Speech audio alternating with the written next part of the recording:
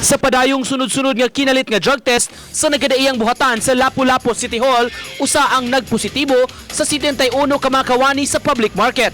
Gipasabot ni Gary Lau, pangu sa City of Lapu-Lapu Office for Substance Abuse Prevention, nga kabahin kini sa higpit ka kampanya batok sa gidiling drogas. Ang City Market dunay 61 ka mga job order personnel, 15 ka regular ug usa ka casual employee.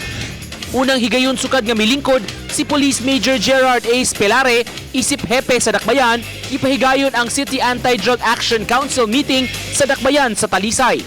Gibriefing ni Pilare ang mga mitambong kalabot sa peace and order situation sa syudad.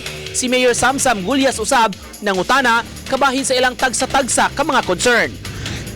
Formal na nga gisugdan ang Regional Schools Press Conference kundiin libuan ka mga estudyante gikan sa 19 ka mga divisions sa 4 ka mga probinsya sa Central Visayas.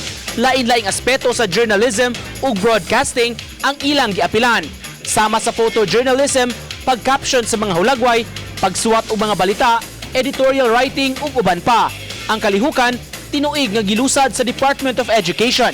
Tungod sa event, walay klase ang mga public schools sa Mandaue City.